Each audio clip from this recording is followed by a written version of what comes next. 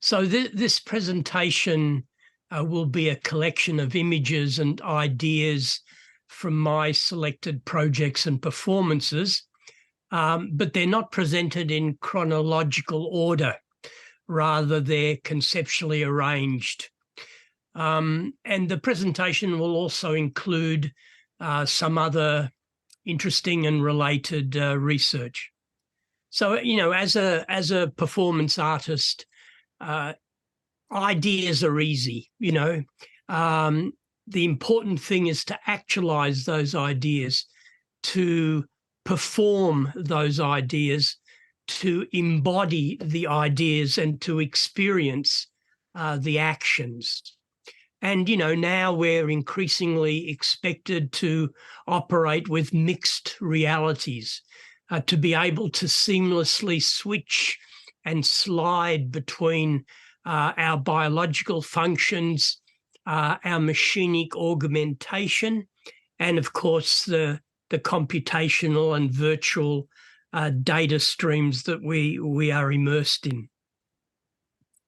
So as an opening comment, at a time when the individual body can be threatened existentially by fatally being infected by biological viruses, what becomes apparent now is that the human species is confronted by the more pervasive, invasive, ontological risk of infection by its digital entities and viral algorithms.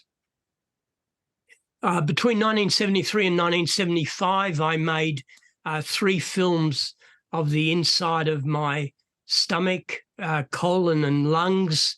I filmed a total of 3 meters of internal space. So for the first time, my body was experienced not as a surface of skin, but rather as an internal architecture of structures, spaces, and circulatory systems. 20 years later, I designed a sculpture for the inside of my stomach. It was for a biennial that had as its theme site-specific works. But instead of a sculpture for a public space, I decided to design a sculpture for a private internal space. So the sculpture closed, could be inserted down the esophagus into the stomach, but then inside the stomach, the sculpture opens and closes, extends and retracts, has a flashing light and a beeping sound. So the body here is a host for a sculpture. The body becomes a host for a work of art. So there's no longer any meaningful distinction between internal and external spaces of the body, nor between the biological and the synthetic, and increasingly no distinction between the living and the dead. In fact, Friedrich Nietzsche reminds us that the living are only a species of the dead. Between 1976 and 1989, I completed 27 suspension performances with hooks into my skin in different locations, in different situations and positions and orientations. Here the body is hoisted up and lowered down a lift well. Here the body is counterbalanced by a ring of rocks, 1 rock for each insertion point.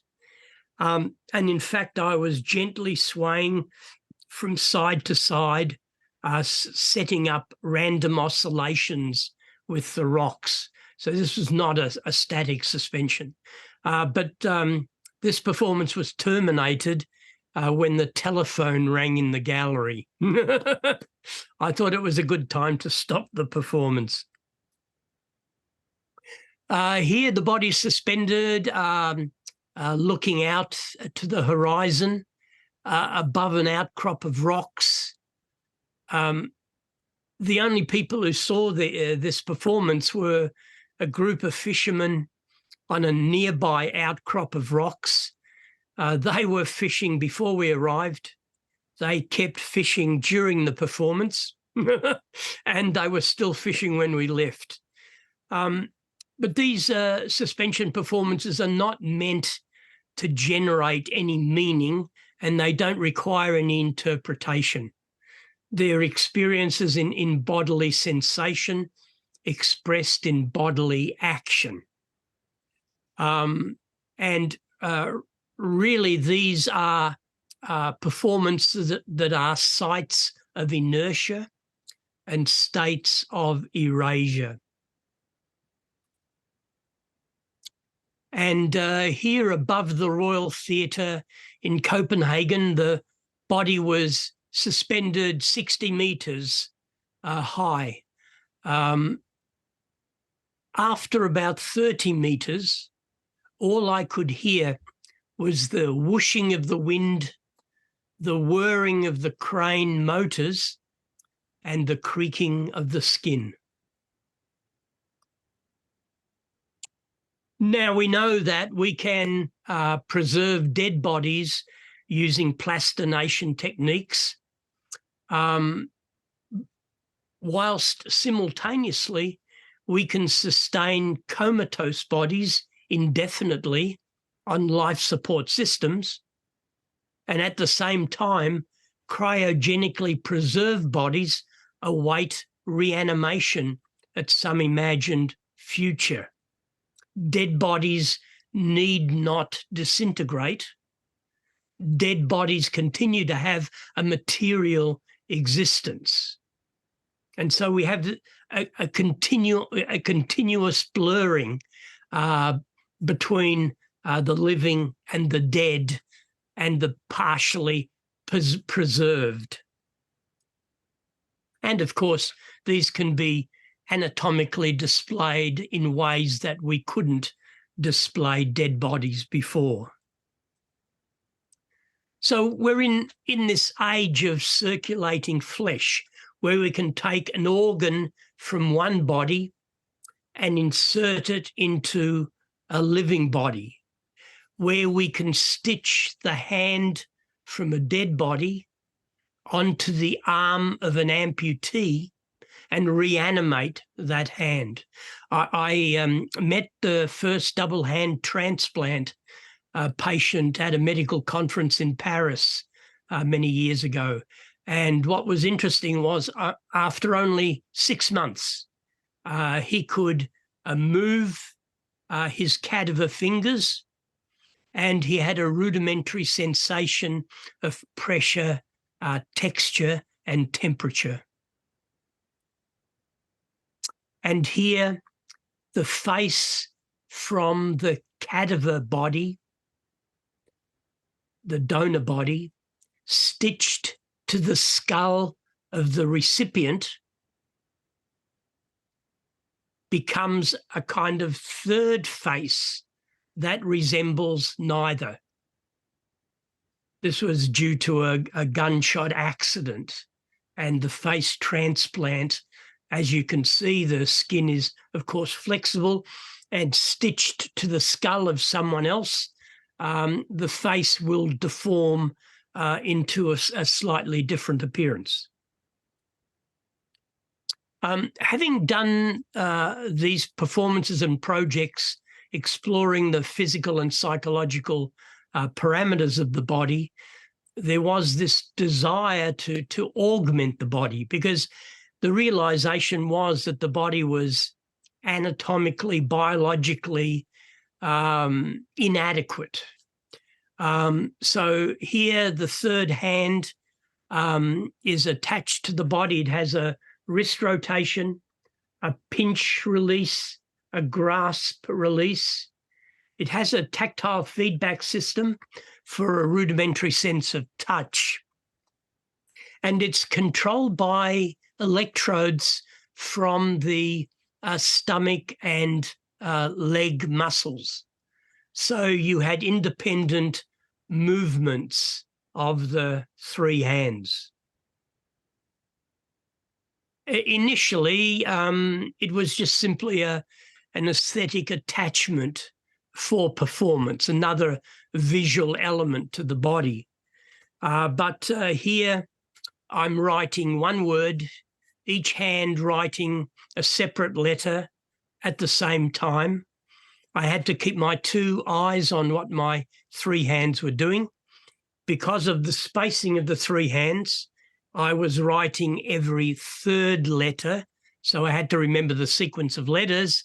And because this is a performance on a sheet of glass between the artist and the audience, I was writing it back to front. I only learnt two words, evolution and decadence, because these were both 9-letter words.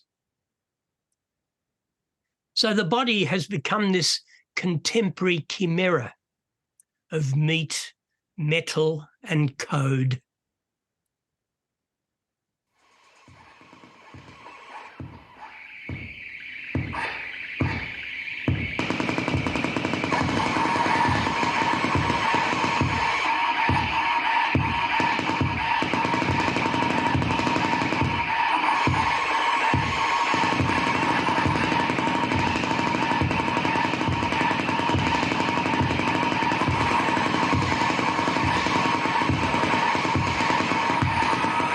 So this performance began when the body was switched on, and the performance ended when the body was switched off. The sounds that you heard were amplified brainwaves, heartbeat, blood flow, muscle signals, and the sound of the third hand. And laser beams were directed to the eyes using optic fiber cable. And by controlling the movements, the muscle movements around the eyes, you could literally draw images in the gallery space. So in this increasingly digital, video, virtual, and vicarious world, the body still tries to assert its materiality. The body no longer an object of desire, but rather as an object that requires redesigning.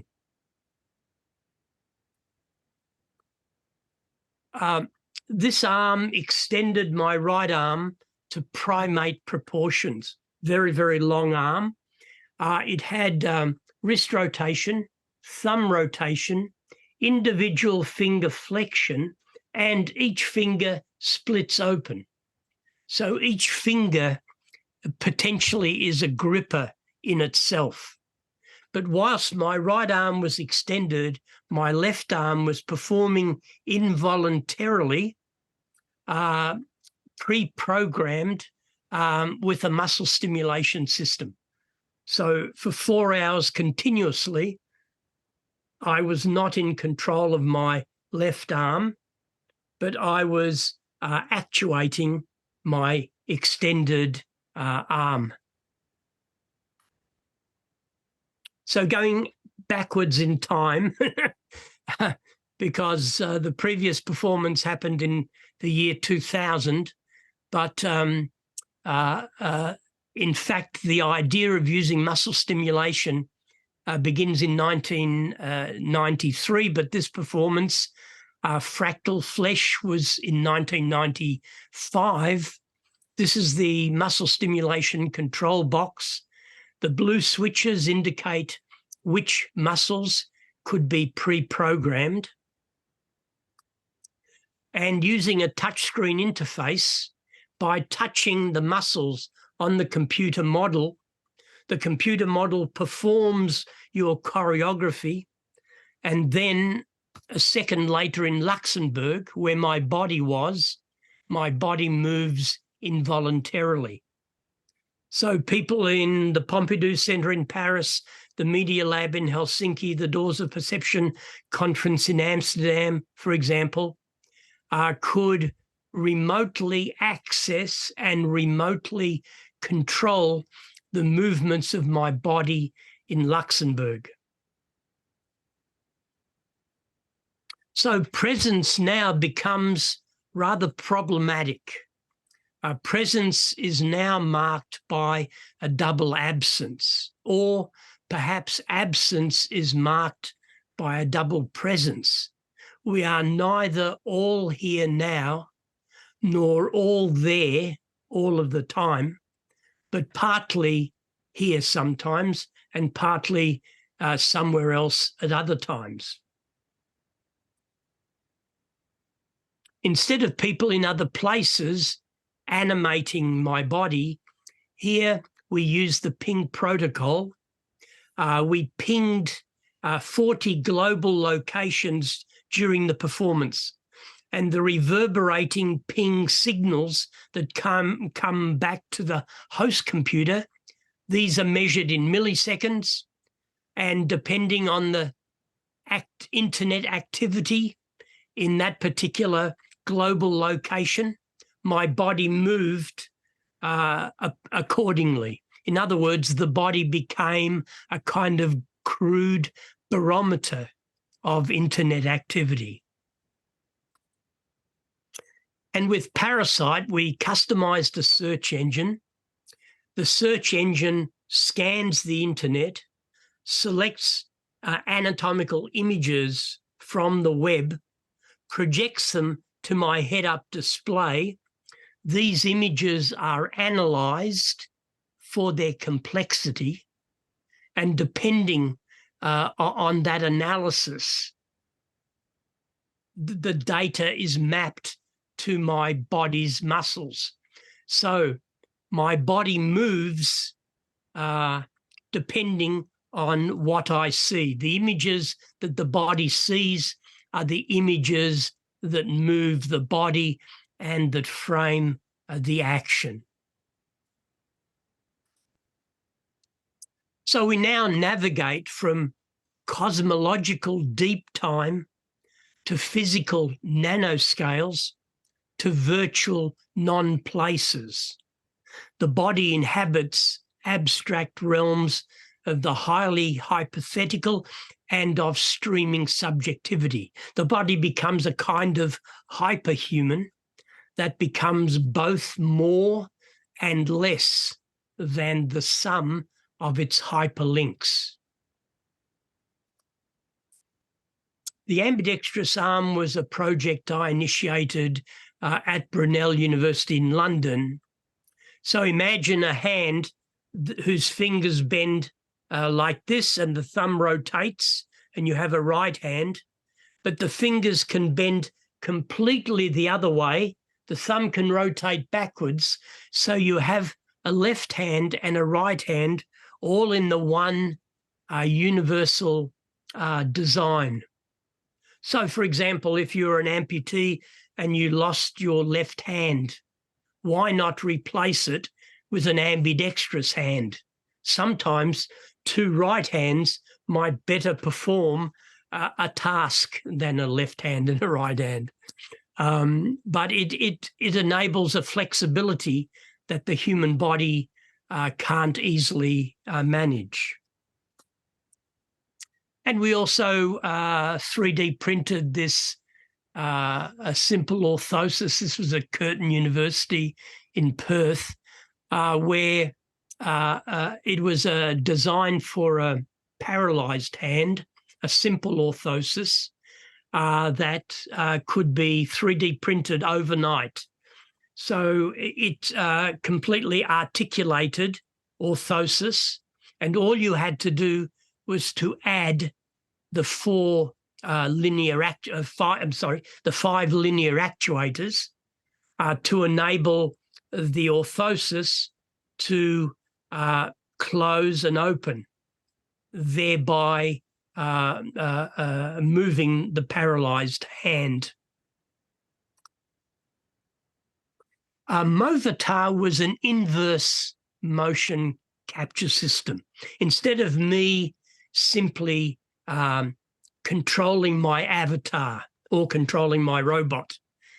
Imagine an avatar imbued with genetic algorithms, having a simple artificial intelligence, and that this avatar could access a part of my body and perform with it in the real world.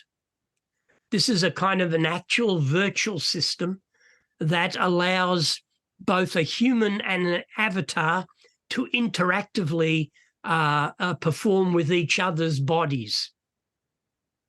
So my body in this case was simultaneously a possessed and performing body.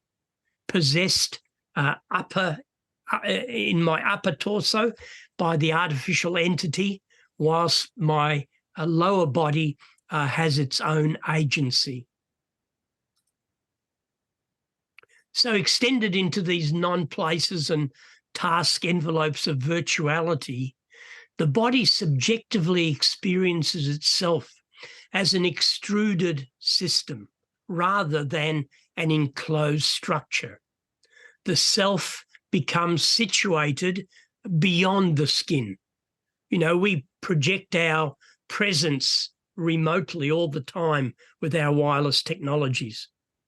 So in extruding the sense of self, we kind of empty the body.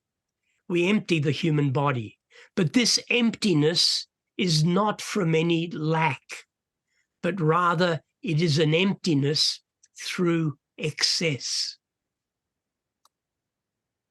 So as well as a time of circulating flesh, it's also, of course, a time of fractal flesh, where bodies and bits of bodies spatially separated but electronically connected generate recurring patterns of interactivity at varying scales. And this is just a definition of what happens on the internet. My brain might assist, you know, your arm might connect with another robot. We can collaborate remotely and interactively. And in this age of excess and of augmented realities, the body performs beyond the boundaries of its skin, beyond the local space that it inhabits. This is quite obviously the case. We just take it for granted now. Now, as well as manipulators, I've also been interested in insect and animal locomotion. And in 1997, and I did perform in Prague with the exoskeleton. I think it was in 1998 or 99. So this robot is robust enough to support my body. The upper body exoskeleton allows me to control the robot by making different arm gestures. So by changing my arm gestures, I can change the locomotion of the robot. The robot can walk forwards and backwards with a ripple gait, sideways with a tripod gait. The robot can squat, it can stand, it can turn on the spot. Exoskeleton was 3 meters in diameter. The muscle machine is 5 meters in diameter. A very large walking machine and actuated by pneumatic rubber muscles. So it doesn't have metal pistons. It has rubber muscles that inflate and contract, exhaust and extend. And basically this is how the robot walks. I have encoders on my leg joints. So by lifting one leg up, I lift 3 robot legs up and they swing forward. So by stepping up and down, the machine walks. There are sensors in the chassis. So depending on the direction the artist is facing, the robot walks in that direction. So all of these projects and performances are about experimenting with alternative anatomical architectures. They're not about enhancing the human body, which is a somewhat simplistic idea. Rather, they're experimenting with other kinds of locomotion systems, other means of extending manipulation, and also experimenting with sensory perception in the latter performances. The walking head is, here the intent was to engineer an actual virtual system where the mechanical movements of the legs would modulate the facial behavior of the head. There's a rotating ultrasound sensor in front of the robot which detects if someone approaches it. When the robot detects you, the robot stands, selects from its library of possible movements, and then performs a simple choreography for a minute and a half. Then it sits down, goes to sleep, and waits for the next person to be detected.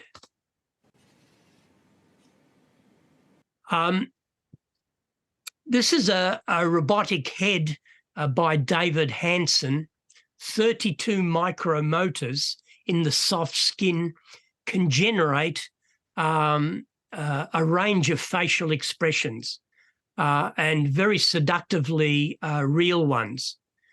And the two comments by Nietzsche and Wittgenstein, I think, help us to understand how we should approach interacting with robots. Nietzsche says there's no being without the doing. The doer is merely a fiction added to the deed. The deed is everything. So, in other words, we retroactively assert agency when really the action was what is indicative of the person. And Wittgenstein, who said that thinking does not have to be located inside your head. Thinking happens with the lips that you speak, with the hands that you write. Thinking is an external manifestation of our response, our feedback loops responding to the world via our cortical capacities. And the work of Mark Sagar, Baby X, was a photogrammetry representation, a high-fidelity representation of his daughter Francesca, who's still growing up, but combining neurophysiology, cognitive sciences, basically, and also, of course, the baby avatar can hear sounds, can see through the desktop computer camera. In other words, Mark could teach this avatar to say words. He could get the baby to respond to his facial expressions and mimic his facial expressions. So basically, this is a computer simulation driving a computer-generated face, but a very seductive, high-fidelity representation that has its own virtual brain and virtual nervous system and can interact with you. So the question is, what vocabularies of behaviours generate vocabularies of aliveness? So in this age of body hacking, gene mapping, prosthetic augmentation, organ swapping, face transplants, synthetic skin, what it means to be a body, what it means to be human, and what generates aliveness and agency becomes problematic. So in the spaces of proliferating prosthetic bodies, partial life, and artificial life, the biological body has become obsolete. A project that hasn't been yet realised physically, this project has been going on for many years. There are many problems to make something this small and somewhat controllable. But the idea was to engineer a small robot, robust enough to be able to climb up my tongue and into my mouth. I just have to be careful not to swallow, but it's an aesthetic gesture to the increasing intimacy we will have with our technology. In fact, all technology in the future may be invisible because it's inside the human body. Technology is increasingly micro and nano-scaled. We do not have an adequate early alert warning system inside our bodies.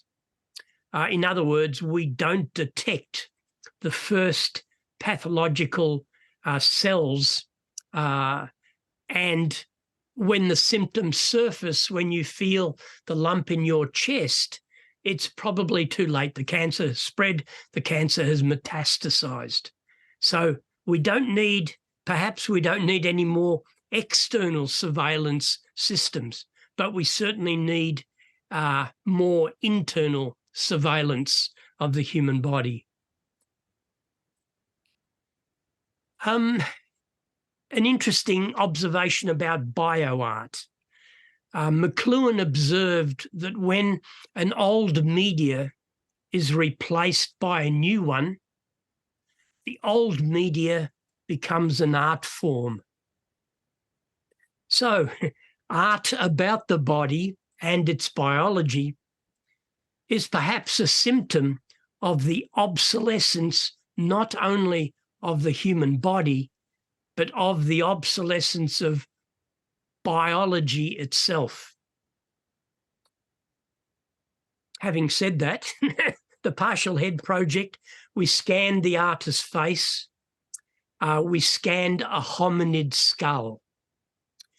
We digitally transplanted the human face over the hominid skull, producing this composite face, which is kind of post-hominid but pre-human in form.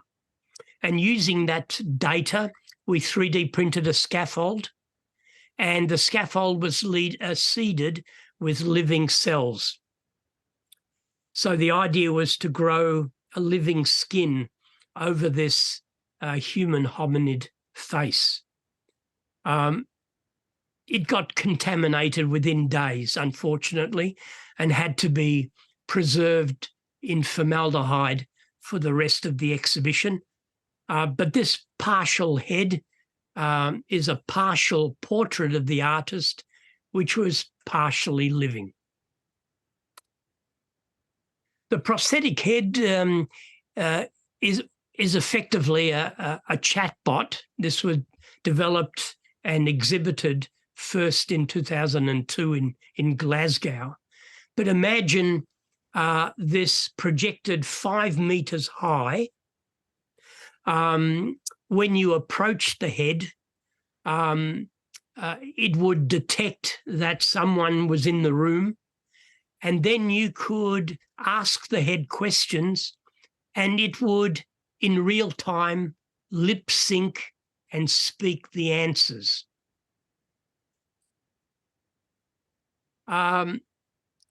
More recently, we did a physical construct of this idea. Here, the prosthetic head is, of course, a scan of the artist's head and is mounted on an LCD display, but it has a robotic arm for a body. So instead of simply being a projection on a wall, here it has a physical presence. It can detect people walking by and turn around, and it can also do sound location. So, for example, if I'm speaking to it and then someone on the other side starts speaking, it would pick up their voice and turn and listen to them. So this is a combination of the virtual behavior of the head with the physical 6 degree of freedom behavior of the robot arm. Now, we can instantly produce hyperreal skins through photogrammetry, through laser scanning techniques. So now our skins become screens. Our screens become skins.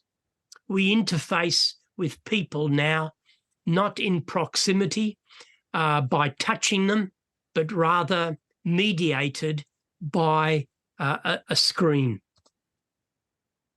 And skins as screens are increasingly attaining optical and haptic thickness. And it is this thickening that collapses the psychological space between remotely linked bodies. So there will be the possibility of intimacy without proximity, intimacy without skin contact.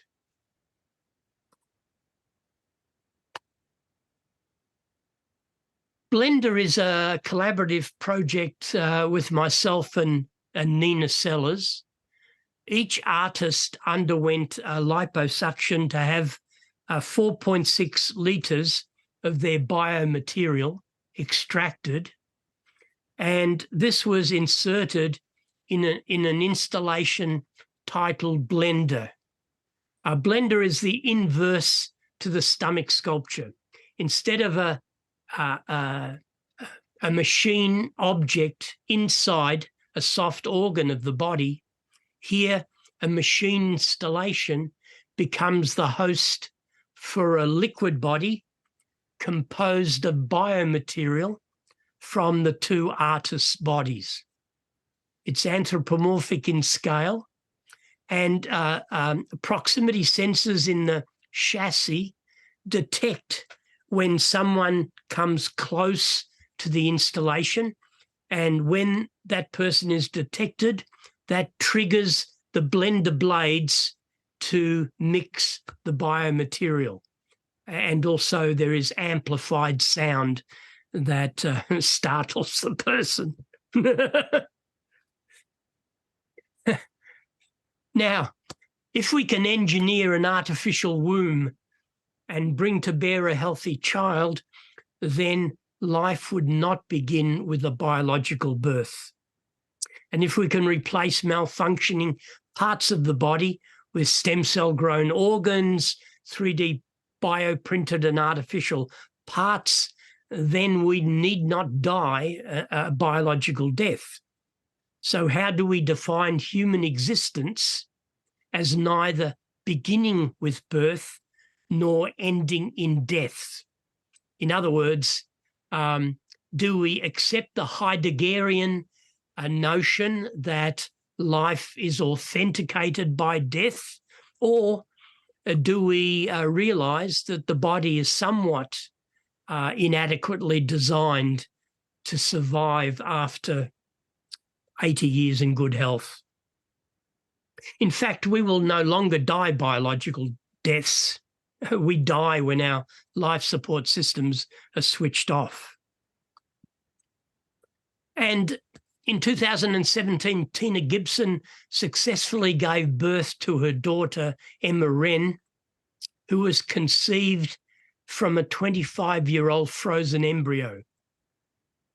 Her mother was also 25 years old. So she was the same age as the embryo. Now, apparently, researchers believe that they can make frozen embryos sustainable at least for 50 years. Now, what that means is that we're increasingly disconnecting our reproductive processes from our individual existence. So, for example, you might be born on the deathbed of your twin, or you might be born generations after your mother has died. The extra ear project was at first imaged as an ear on the side of my head, but I couldn't get anyone to do that. It took 10 years to find 3 surgeons and to get funding to construct an ear on my arm. The bio scaffold is inserted under the skin. The skin is suctioned over the scaffold. After about 6 months, you have tissue ingrowth and vascularization occurring. So the ear becomes physically a living part of your body. So the ear has been replicated and relocated, but this was not the only interesting outcome. The intent, in fact, was to electronically augment the ear to make it a remote listening device for people in other places. This hasn't been successful yet. We did test a microphone inside the ear construct for about a week after the second surgery, but this meant having wires coming out of my arm, and that led to a serious infection. At any rate, there are technical scaling problems and biomedical problems that have not realised this project fully. I mean, if I was to do this project in 50 years' time, I would be able to 3D print an ear using my own stem cells and at the same time 3D print all the necessary circuitry inside the 3D printed ear construct. Unfortunately, I won't be around that long. The ear on arm project resulted in some other kind of art projects. Here's a 4-meter long sculpture of the ear on my arm. A performance lying on the sculpture for the Lawn Sculpture Biennial. My body was covered in white clay to make it more a part of the sculpture. But whilst I was lying on the sculpture, I thought it might be a really good idea to once more do another suspension and suspend the body above the sculpture. And when the cable that is suspending the body assumes the full weight of the body, because the cable is braided, it begins to untwist. And as it untwists, the body begins to spin. I thought it might spin for 5 minutes. It spun around for about 15 minutes before it came slowly to a stop. So this performance began when the body was hoisted off the sculpture, and it ended when the body was lowered down. Whereas here the body is attached to an industrial robot arm, and here we could precisely program the position and orientation of the body, its trajectory and velocity for the performance. So here the body becomes this extended operational system of bodily metabolism, machine musculature, and computational programming. And after the body's performance was over, the body was replaced by a large sculpture of the artist's ear. and exactly the same performance was repeated. What was interesting was that the robot that choreographed the ear is the same robot that carved the ear. The robot effectively is a 6 degree of freedom CNC machine. So for me, there was always a ghost in the machine, but not as a vital force that animates, but rather as a fading attestation of the human. Stickman is a full body, minimal but full body exoskeleton that produces 6 degrees of freedom for a 5-hour performance where a background algorithm generates the different behaviors of the body. So I don't quite know what's going to happen at any moment, how my body is going to be prompted to move. Of course, I can't resist. The exoskeleton is too strong. But in a recent performance, we engineered a mini stickman. So visitors to the exhibition could, by manipulating the limbs of the mini stickman and pressing play, they could insert their choreography into the performance. Exoskeleton arm was engineered for the rewired, remixed performance.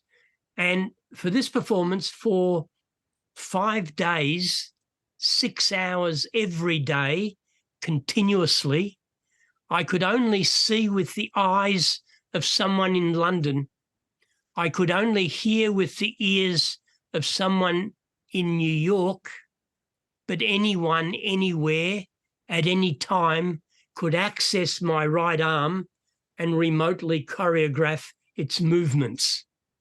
So in other words, it was a kind of sharing of visual and acoustical senses, and it was an outsourcing of agents to people elsewhere.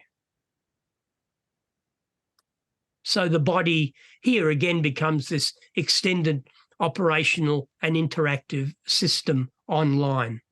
So in the liminal spaces of proliferating partial life, synthetic life, and machine life, the body has become a kind of floating signifier, an empty signifier.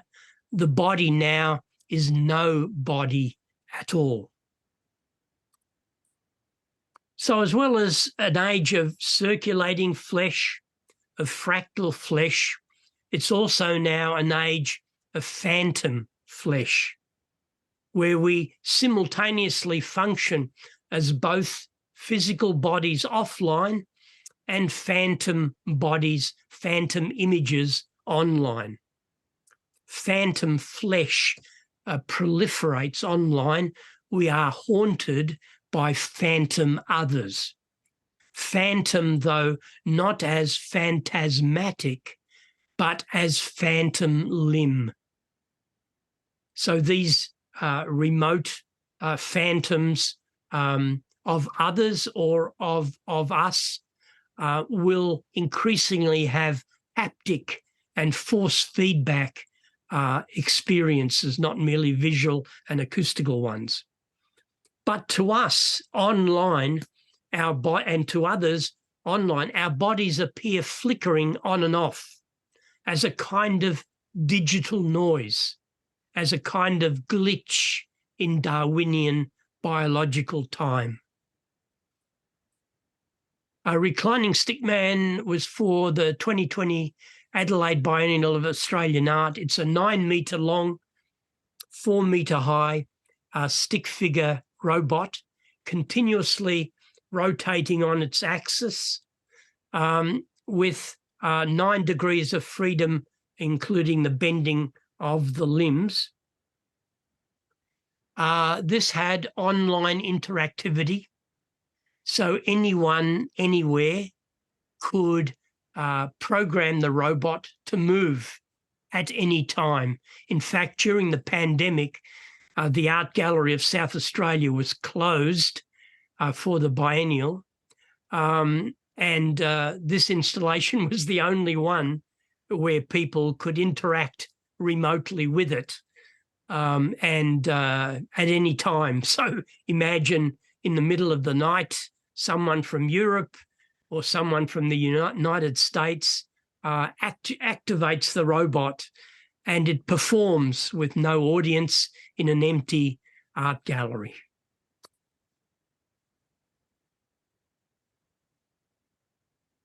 So you have to imagine this as a kind of choreography, not only of movement, but a composition of sounds, a cacophony of sounds, because these rubber muscles, when they're inflating and contracting, they're exhausting and extending.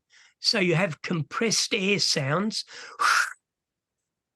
You have solenoid clicking sounds, and you have the whirring sounds of the rotational motor.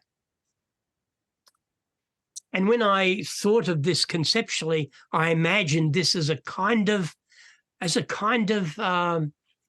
contemporary pietà, you know, a small human in the clutches of a much larger robot. But Nina Sellers more astutely observed that here the body is merely a human strap-on for the robot.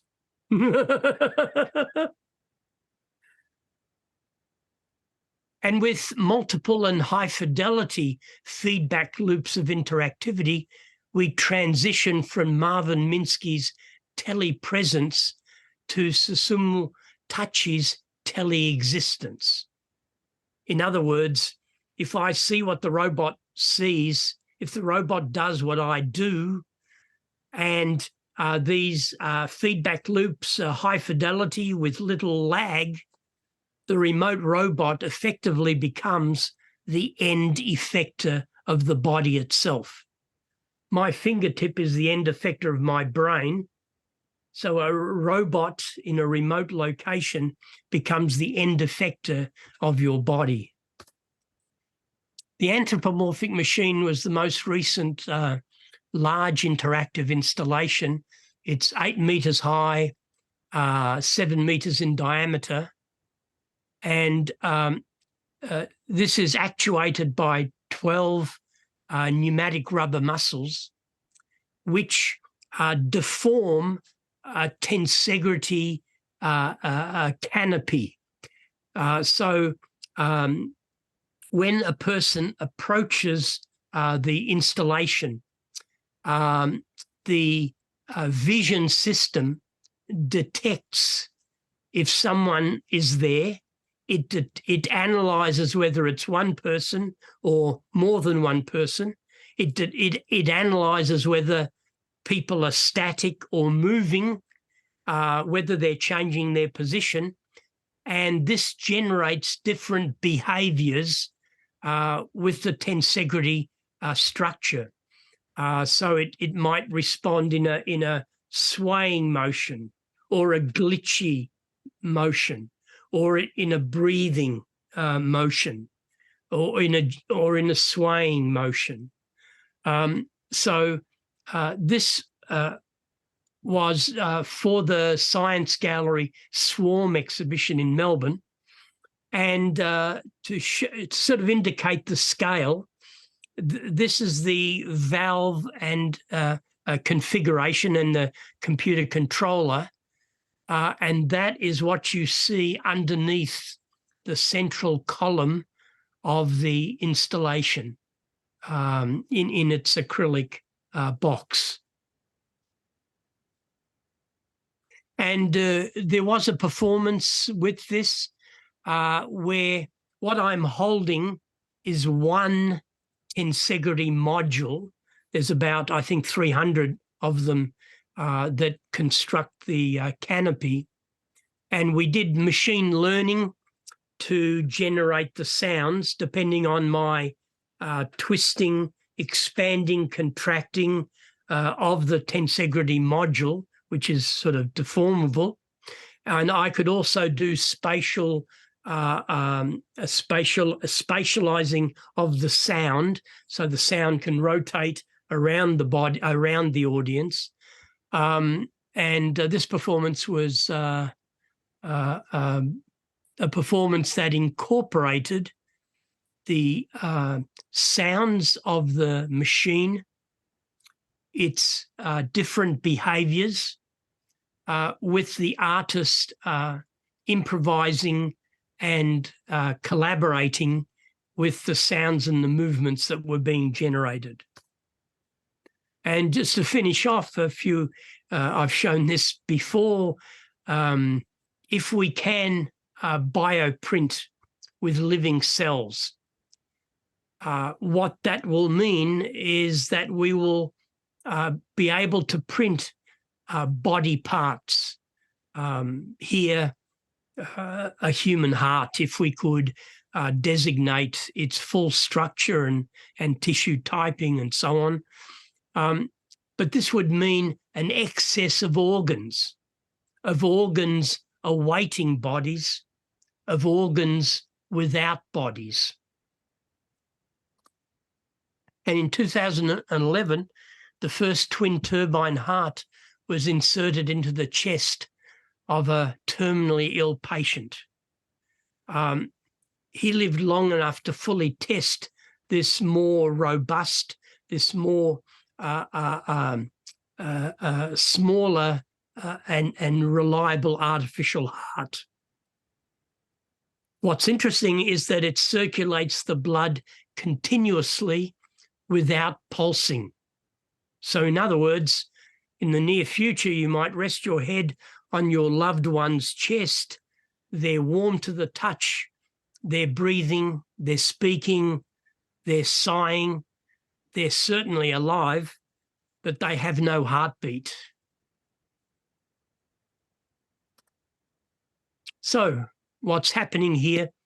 The dead, the brain dead, the partially living, the yet to be born, the cryogenically preserved, the prosthetically augmented, synthetic life and artificial life all now share a material and proximal existence. The digital is not merely the realm of the virtual. The body individually achieves planetary escape velocity, but the human can no longer achieve escape velocity from the machinic and digital realm that it inhabits. So what it means to be human is perhaps not to remain human in this form and with these functions. And whatever I've said now has to be considered contingent and contestable as a possible future. A future is not of certainties, but only of probabilities, not what will be, but what might be. A future is not a future if it is not of the unexpected. The performance links to the performance videos and some suggestions for further reading. I think these concepts and these theorists and philosophers really create a very different way of looking at the body, at the world, at objects. So, for example, Donald Hoffman says that, we haven't evolved to enable us to know the truth. We've only evolved to effectively operate in the world, to effectively respond in the world, without ever being able to fully understand what the world is, what the universe is actually about. And recent research with physicists indicate that space-time is not fundamental. So what that means is that space at 10 to the minus 33 and time at 10 to the minus 43 is no longer coherent. In other words, it can't be seen as a fundamental as fundamental underpinnings of the world, of the universe. So Hoffman uses this rather what I thought was a trivial metaphor, that if you think of space-time as your desktop, if you think of objects as files on your desktop, you use those files, but that does not allow us to understand how a computer functions and how what the electronics are in that computer. So the metaphor of space-time and objects in that space-time as a desktop is a very interesting way to conceptualize how we function in the world. We function in the world. We learn ways of responding appropriately, but we're never able to fully comprehend and fully understand the scientific project of understanding everything. Thank you very much. Well, thank you so much, Stelarc. It's really very interesting to hear your commentary also in such details about your work. And I think I have a question to the project Rewired Remixed. When you were listening by the ears of somebody in London and seeing with the eyes of somebody or in New York, or maybe I'm mixing the other way around, right? But how long did it last, this performance? And it was, the performance was for 5 days, 6 hours every day continuously. Wow. So I didn't know exactly what I was going to see, what I was going to hear, and also anyone anywhere could access my right arm and remotely choreograph its movements. So that was, it was interesting because, for example, when I was in the Tate Modern in London, my attention was mostly visual. On the other hand, when I was in a Chinese cafe in New York and my friend was speaking in my left ear and his partner was speaking in my right ear, my attention was essentially acoustical. But then when someone actuated my arm, I was physically grounded, so I was virtually in two places, but physically in another place. This is really amazing. And also I was thinking, how did your brain actually localize yourself, or how did it feel? Was it like confusing in some way, or was there some synesthesia between the senses which felt like different than just each of the sense, or Yes, I mean it's difficult to really describe subjectively. I mean, with all of these performances, I don't see the body as kind of the most important component of the system. The body is merely one component of a complex interactive system. In this case, spatially separated and with different people interacting through their eyes, through their ears.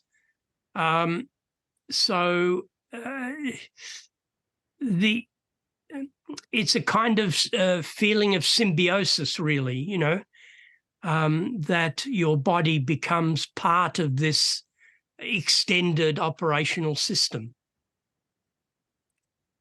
Well, thank you so much. And I pass the microphone for the next question.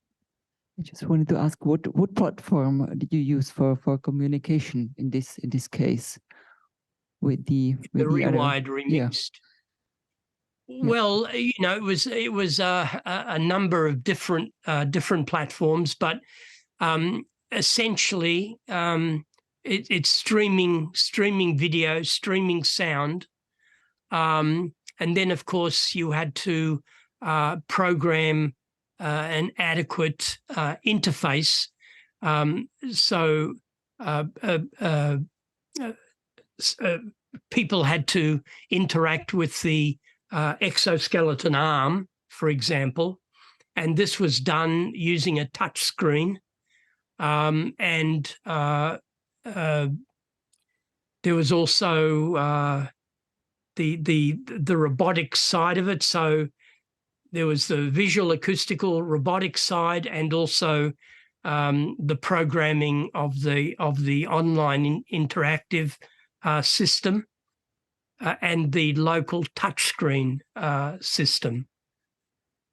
Yeah. So the people must have these quite special tools to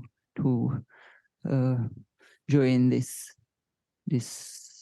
Well, yeah. Well, of course, the people in the gallery space, people who visited the gallery space physically in Perth, they were able to actuate my right arm with the touchscreen interface. And similarly, online, there was a virtual interactive program that enabled someone elsewhere to interact with my body, and they could see live streaming of their programming.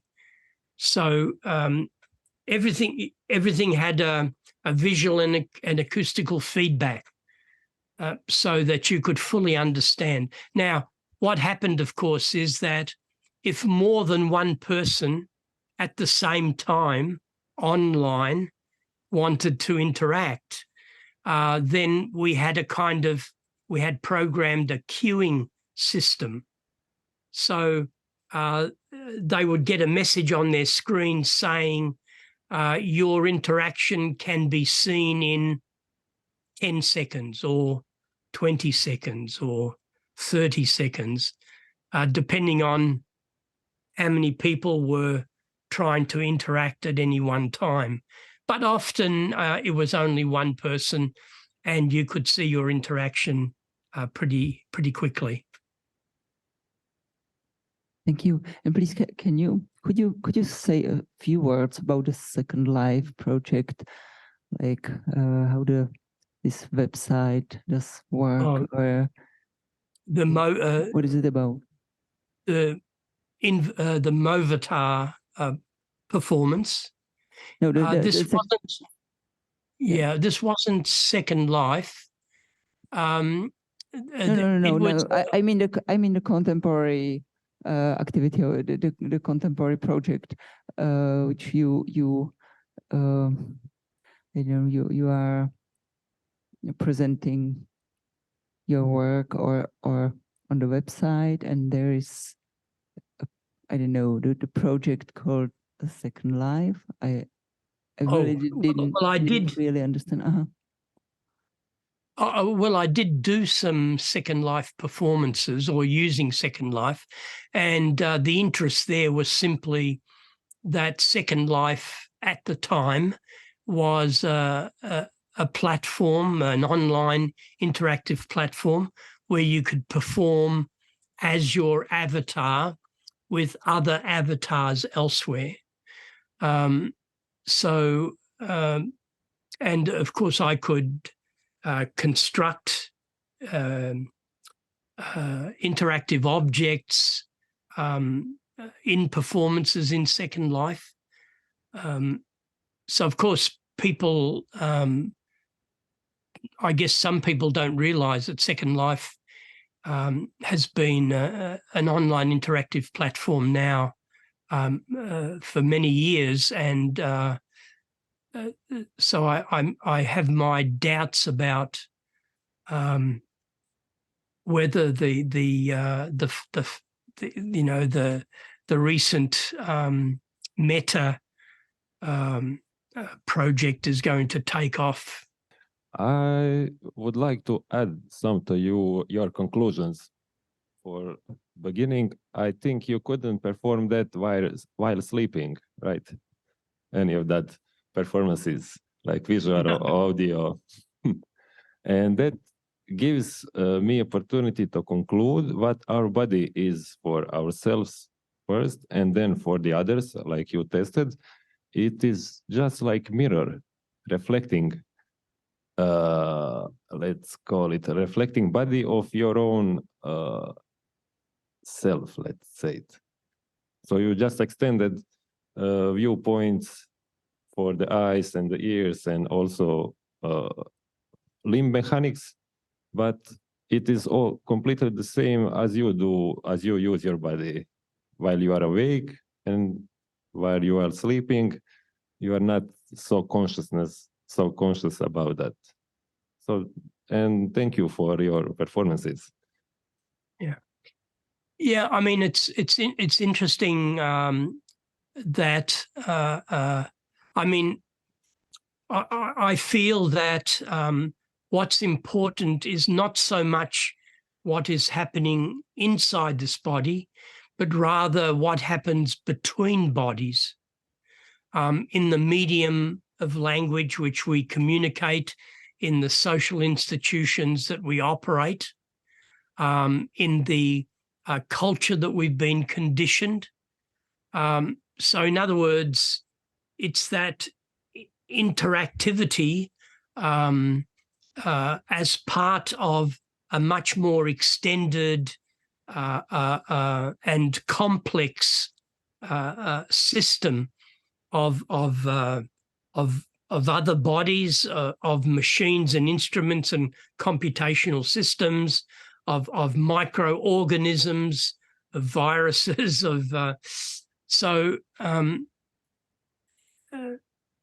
I think perhaps not so much as a mirror, but rather as a means by which we can more effectively interact. So it's not about this particular body. This particular body is not meant to be the central, hierarchically more important component. So that's what I like about actor network theory and object-oriented ontology, is that they're flattened ontologies. The human is not hierarchically prioritized.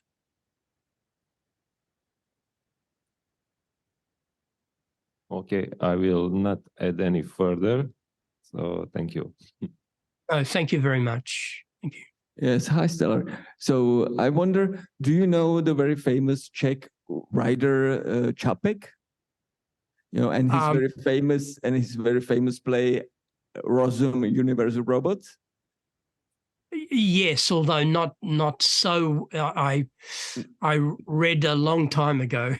Yeah. Actually, for me, it was quite, because like I remember like 30 years ago, I was kind of questioning the future of the humanity. You know, didn't see very bright future for this civilization. But then I read his play, and you know what is the ending? What happens with the robots? Do you know? I don't remember. I don't remember. Well, the two robots actually they come in love with each other. You know, like the she and he. So, and for me, somehow, because Čapek, in many plays he wrote, it actually somehow happened. Some people say he was like, he could predict the future. So now we're living at the time when a lot of these things are becoming, you know, artificial life and all this new IE. So how do you see this? How do you see the future of humanity and this kind of artificial things? You know, because there are many. For me, it is not so optimistic, even though it would be it would be great if the artificial intelligence could, you know, be in love with each other. So then maybe it would kind of be alive otherwise. But how do you see the future? Well, I have neither a dystopian nor utopian view of the future. For me, what would be interesting is not that we develop a general artificial intelligence, an artificial general intelligence, but rather what would be interesting is if this artificial intelligence becomes an alien intelligence. Of course, this would seem to be frightening, but and also, of course,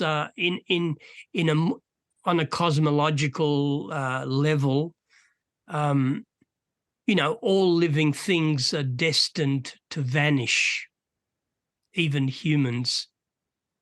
And perhaps we should plot an elegant exit. But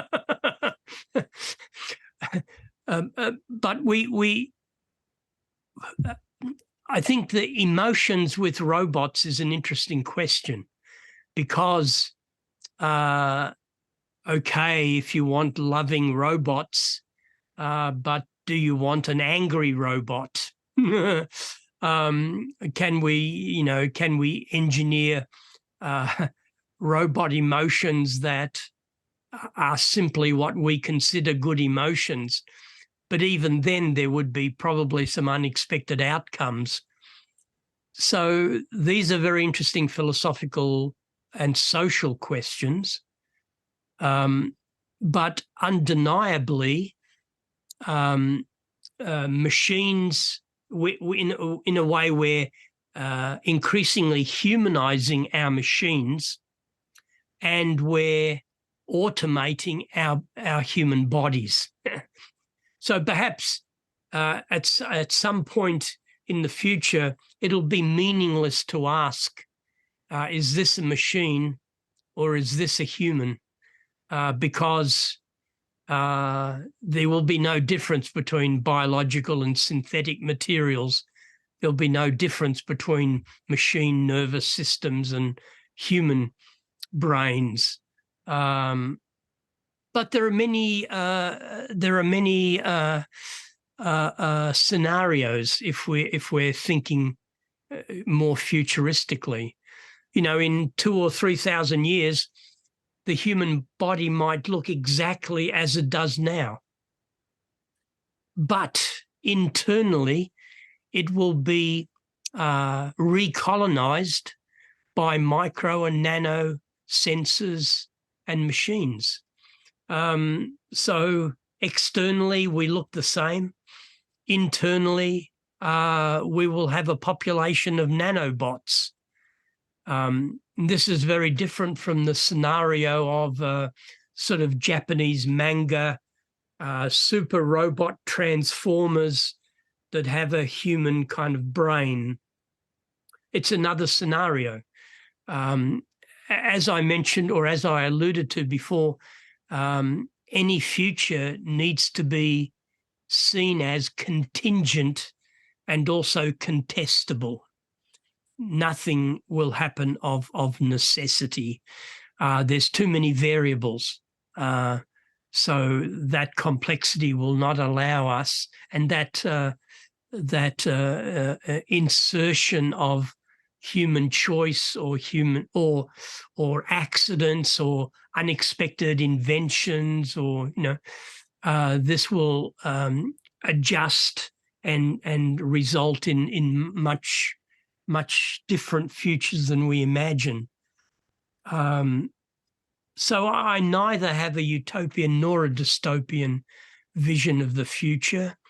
And although there are interesting philosophical issues, like, for example, another one is that we imagine a robot as a kind of individuated body.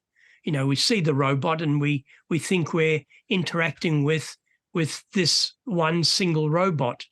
But remember, robots will be online, interconnected with other robots, and managing much larger data streams of information and updating their archives, their memories.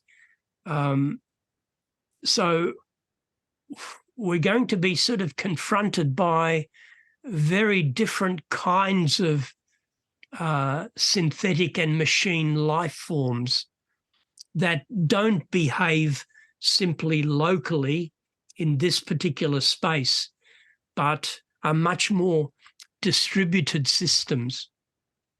So that's another kind of philosophical and social issue in terms of interacting with any future kinds of artificial life, whether they're in the form of avatars that inhabit electronic media or whether they're robots inhabiting our physical world. Well, thank you so much. And I have one last question. It's also has to deal with actually the two forms that right now are evolving. Of course, the robotics, like the mechanical line of synthetic life, but then another is right now, which has rapidly developed, was artificial intelligence and the GPT chatbot.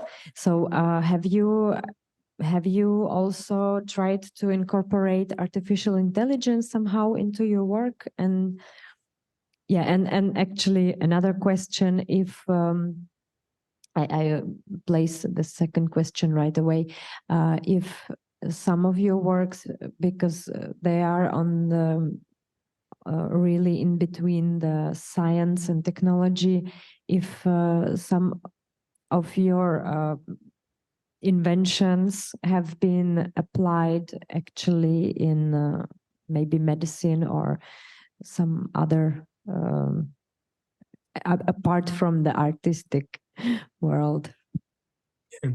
No, all of these projects really, Alice, are aesthetic gestures. They have nothing to do with science or technological research as such. Having said that, yes, I use state-of-the-art technologies, and I've come up with some interesting manipulators and performances with industrial robots and legged locomotors.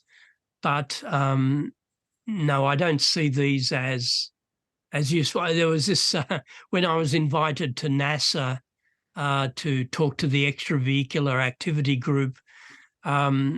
At the end of my presentation with the third hand, one of the guys said, "Well, what are you going to do with this hand? You know, are you going to manufacture this hand?" And I said, "No, it's my art project." And he said, "Oh, but that's un-American." You know, that somehow you had to profit off anything that you've developed. Yeah, I don't see these as useful in any way, really. I mean, there are lots of people doing research in soft robotics, in legged locomotion, in biomedicine, in developing all sorts of, micro and nano sensors and machines. All of this is interesting, and it's done for some utilitarian reason or for some research reason.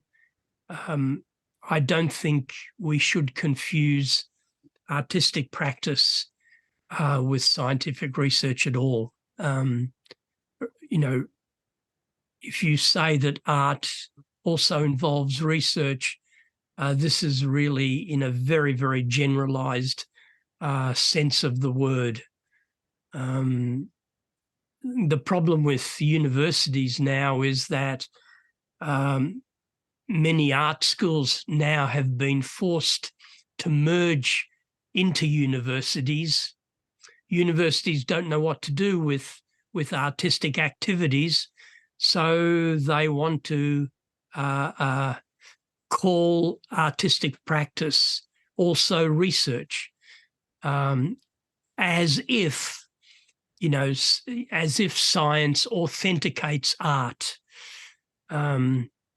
It's two very different methodologies and approaches, and science is more about accumulating information, iterations to more and more useful and smoother functioning machines.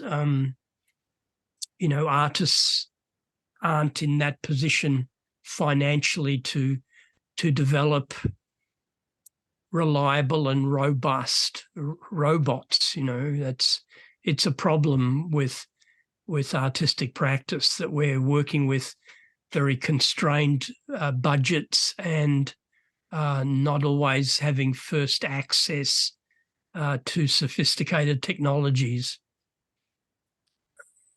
Now, what was the first part of your question? Well, it was concerning the artificial intelligence. Yes. If you have incorporated that. Yeah. Well, not specifically, but we did use machine learning for the last performance, and I have used genetic algorithms to generate a simple kind of intelligence. So, of course, it's seductive what artificial intelligence promises, and now with robots, and you've all seen the Boston Dynamics robots. We've developed the machine musculature and the sensing systems. And if we now, imbue these very versatile and dexterous robots with an artificial intelligence, then, robots will become ever more interactive, ever more autonomous, and ever more capable of functioning in complex ways. To me, that's interesting, and I don't have that kind of Frankensteinian fear or singularity obsession, that in 2050 suddenly machines take over. I think it'll be a much more complex and unexpected situation that develops, and one that we can't fully predict. But that's what's interesting about the future. If you could predict it, it wouldn't be a future by definition, and life would not be very interesting if it doesn't have unexpected occurrences. Quentin Meillassoux talks about a radical contingency that, we can't necessarily depend on the fact that the universe and universal laws as we know them will always be the same. Oh, well, thank you so much, Stelarc, for your wonderful lecture and answers. And so I think we will wish you a lovely afternoon, and we will continue with our program to the exhibition right now. Yeah. Oh, Thank you so much for your time. Excellent. Thank you.